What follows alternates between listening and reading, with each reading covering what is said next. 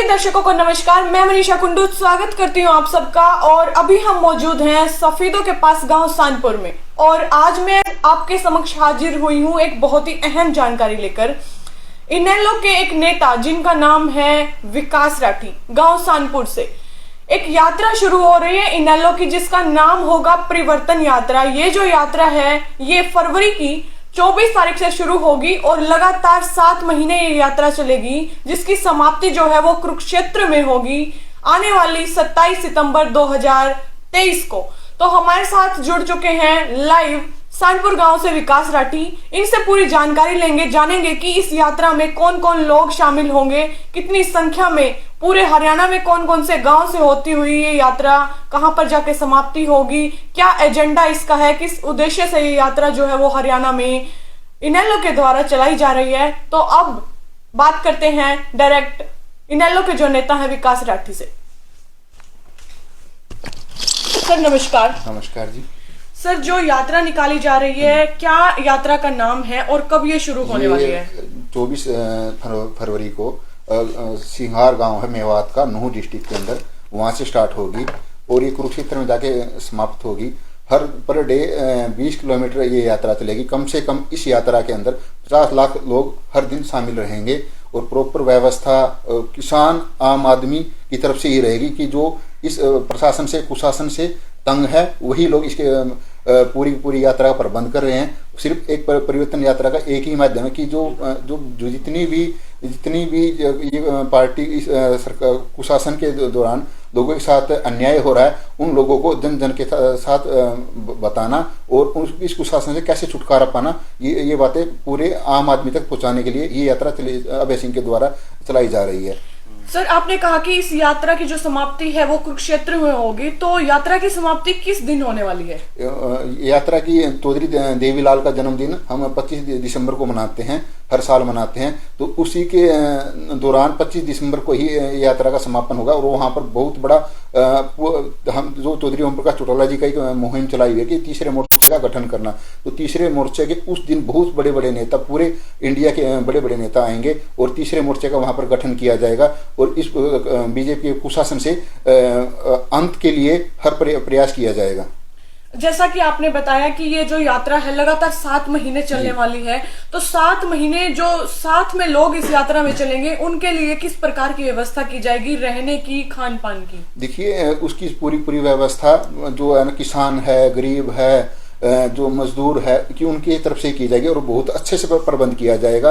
कि ये नहीं है कि कोई नेता घूम रहा है, लेकिन ये सिर्फ इतना, ये परिवर्तन यात्रा का मतलब ये है कि कैसे न कैसे इस प्रशासन से छुटकारा पाया जाए। इसलिए पूरी व्यवस्था किसान द्वारा ही की जाएगी, मजदूर के द्वारा की जाएगी, उद्योगपतियों के द्वारा की जाएगी, जो कि इस कुशासन से तंगी है कि जितने बेहुदा टैक्स लगाए गए हैं सरकार के द्वारा या बेहुदा जो भी चीज़ें ली गई है, जैसे कि अभी कुछ दिन पहले 3 कानून लेके आए थे, उसके द्वारा जो प्रशासन है तंग हुआ है, उसके अकॉर्डिंग ही ये चीज़ चली जा रही है।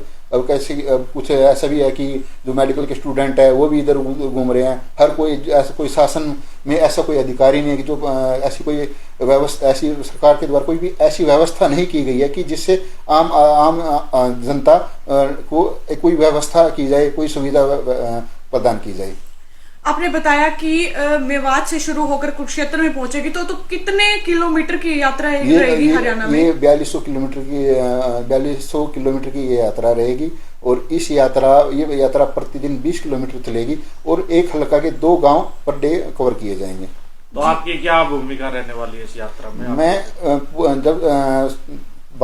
जब से 24 फरवरी से लेकर और 25 सितंबर तक पूरे 7 महीने अब सिंह का कंधे से कंधे मिला के साथ देने का काम करूंगा और मैं पैदल चलूंगा। एक दिन भी कोई विश्राम नहीं लूंगा और पूरी यात्रा में बहुत अच्छे से तय दिल से साथ निभाऊंगा, बचेंगे कंधे से कंधे मिला के। अब तक कितने लोग जो पैदल चलने के लिए सफीदों से तैयार हुए हैं? सफीदों से कोई अभी तक 2000 के आसपास लोग तैयार हैं, लेकिन पूरे ये हरियाणा के भी हैं और आउट ऑफ जो पूरे स्टेट से, आउट ऑफ स्टेट से भी आएंगे और कम से कम 50 लाख लोगों का हमारा टारगेट है कि साथ में इस यात्रा को सफल बनाने के लिए हम संघर्ष करें और इस प्रशासन का अंत कर सकें। 7 महीने आप पैदल चलने वाले हैं फिर? जी बिल्कुल जी, मैं पूरे 7 महीने में पैदल चलूंगा। सर, जैसा कि आपने बताया कि आप कंधे से कंधा मिलाकर अभय सिंह चौटाला के साथ चलेंगे, आपकी अहम भूमिका रहेगी। आपके अलावा भी कोई और ऐसे नेता जो इनेलो से काफी समय से जुड़े हुए हैं, वो भी उनके साथ चल रहे हैं, किसी का नाम बताना चाहेंगे? हाँ जी बिल्कुल, जैसे कि हमारे प्रदेश अध्यक्ष हैं और भी जिला अध्यक्ष हैं, ब्लॉक स्तरीय के जो अध्यक्ष हैं रहे हैं, वो सभी हमारे साथ रहेंगे। विकास यात्रा 2 और हरियाणा के अंदर चल रही है, कांग्रेस की यात्रा भी समाप्त हुई है और एक बलराज कुंडू की यात्रा है, तो आपकी यात्रा का क्या उद्देश्य है? देखिए, आपने बहुत अच्छा क्वेश्चन किया है। अब मैं आपको ही बता दूं कि अब जो बलराज कुंडू जी यात्रा कर रहे हैं, लेकिन उनका तो हर गांव में विरोध हो रहा है कि जो अभी सिर्फ एक गाना चल रहा है कि मेरा सूट आवा 2.5 लाख का है और सरपंच की वैल्यू सिर्फ 2 लाख की। हाँ। सरपंच ने तो 2.5 लाख का सूट पा रहा है और बरगांठ का सरपंच सिर्फ 2 लाख का, तो कहाँ क्या व्यवस्था रहेगी? चौधरी ओम प्रकाश चौटाला के दौरान 27,000 करोड़ का बजट था और उसको पूरा एक गांव के तहत पूरे गांव के जो सरपंच होते थे, सरपंच ही पूरी व्यवस्था करते थे और ग्रांट को बांटते थे और बहुत अच्छे से अपने गांव का विकास करते थे। लेकिन इस प्रशासन ने, जो बलराज कुंडू पंचायत मंत्री रहे हैं हमारे, जो पैदल यात्रा भी कर रहे हैं, मुझे नहीं लगता है कि वो कहीं उनका कोई मान सम्मान होगा या उनको कोई चाय पानी भी पिलाने वाला कोई आदमी मिलेगा। और मुझे नहीं लगता है कि उन्होंने जो स्कीम ये लेके आई है बीजेपी सरकार कि उसका कोई महत्व है। तो कांग्रेस का आपसे आप जोड़ो अभियान, देखिए राहुल गांधी जी पैदल यात्रा कर रहे हैं, पूरे भारत का भ्रमण कर रहे हैं, लेकिन कहीं ना कहीं यदि कोई ऐसे भविष्य में कोई बात आती है, देखो कोई भी आदमी जाता है अपनी दिल की बात कहीं ना कहीं पहुंचाता है, तो कुछ ना कुछ तो फैक्ट पड़ेगा इस कुशासन से को छुट्टी दिलाने के लिए, क्योंकि बीजेपी से हर लोग परेशान है, हर तरह से परेशान है। इसलिए जिस तरह से कांग्रेस है, भारत जोड़ो यात्रा अभी उनकी समाप्त हुई है, जन जागृति यात्रा बलराज कुंडू की है, क्या फर्क लगता है कि इनसे क्या लोग जुड़ पाएंगे? सरकार में कितना क्या लग रहा है, क्या देखिए बलराज कुंडू का तो कोई महत्व ही नहीं है, वो तो सिर्फ जो गांव का प्रतिनिधि होता है, सरपंच होता है, मेंबर होते हैं, उन्होंने तो उनकी नहीं वैल्यू की, तो और आम आदमी की क्या वैल्यू करेगा वो आदमी?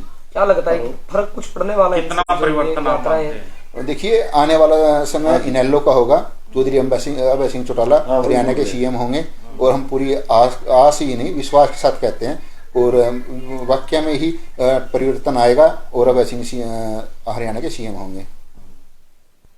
और कुछ खास क्या कुछ कहना चाहेंगे इस यात्रा? देखिए मैं सभी से हाथ जोड़ के विनती करता हूँ कि इस यात्रा में सम्मिलित हो, अपना ये सहयोग दें और इस कुशासन से छुट्टी दिलाने के लिए अपना सहयोग दें।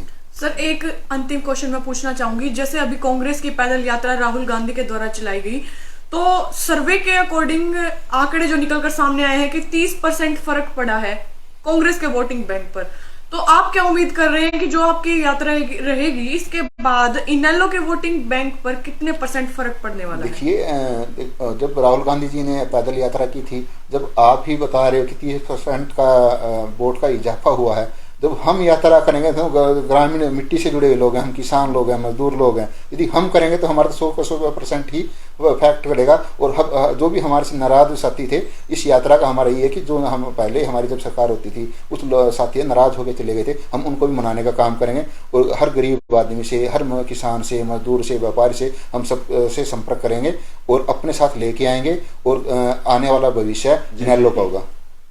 सर, आपने कहा कि ताऊ देवीलाल के समय में 27 करोड़ का बजट था, तो क्या उम्मीद कर रहे हैं इस यात्रा के बाद दोबारा से ताऊ देवीलाल का जो समय था वो वापस ला पाएंगे? जी बिल्कुल, जैसे ही अभय सिंह चौटाला हरियाणा के सीएम होंगे, जो अभी ये 2 लाख की लिमिट लगाई है बीजेपी सरकार ने, सबसे पहले तो हम इसको खत्म करेंगे और आने वाला समय पूरे मेंबर को हम राइट देंगे कि वो अपना गाँव में विकास अच्छे से कराए और आगे से आगे अच्छा पूरा गांव को सुधार किया जाए, क्योंकि हम गांव से जुड़े लोग हैं, तो उस चीज़ का भी हमें, यदि सरपंच के हाथ में पावर होगी तो मुझे लगता है कि जब सरपंच के हाथ में पावर होगी तो गांव का विकास अच्छे से होगा।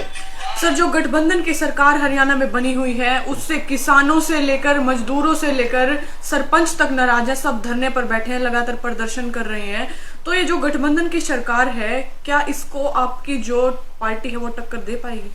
जी बिल्कुल, गठबंधन ये मैं आज भी बोलता हूँ और हम हमारे शीर्ष नेता भी बोलते हैं, ये गठबंधन ये खठबंधन है, ये सिर्फ पैसे का खेल है, कमीशन का है। इनके मंत्री बोलते हैं, आप काफ़ी बार न्यूज में भी सुनते हो, अखबार में भी देखते हो, इनके नेता लोग भी बोलते हैं कि अब वो मंत्री 2% का कमीशन ले रहा है, वो 4% ले रहा है। ये तो कमीशन के लिए बेस पे बने, पैसा जोड़ने के लिए बने, आम आदमी को लूटने के लिए बने, गरीब आदमी को लूटने के लिए बने हैं, व्यापारी को लूटने के लिए बने हैं।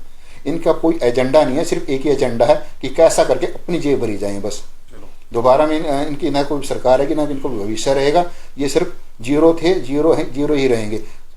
सर, जनता को अंतिम संदेश क्या देना चाहेंगे आप इस प्रेस कॉन्फ्रेंस के माध्यम से? मैं जनता से इतनी ही अपील करता हूँ कि चौधरी अभय सिंह चौटाला के साथ दे, कंधे से कंधा मिला के चले और परिवर्तन लेके आए। परिवर्तन लेके आएंगे तो हम हरियाणा के अंदर बहुत अच्छा सुधार लेके आएंगे, और हमें हरियाणा के अंदर नहीं, हम देश के अंदर भी परिवर्तन लेके आएंगे और तीसरे मोर्चे का गठन करेंगे। तीसरे मोर्चे में बस सहयोग करें, और आप सभी से यही है, जनता से भी और पत्रकार साथियों से भी ये उम्मीद है कि ज़्यादा से ज़्यादा सपोर्ट करें और अच्छी खबरें, जो हमारी पार्टी के जो विचार हैं वो हर जन आदमी तक पहुँचनी चाहिए। चलो, ये थे हमारे साथ इनेलो नेता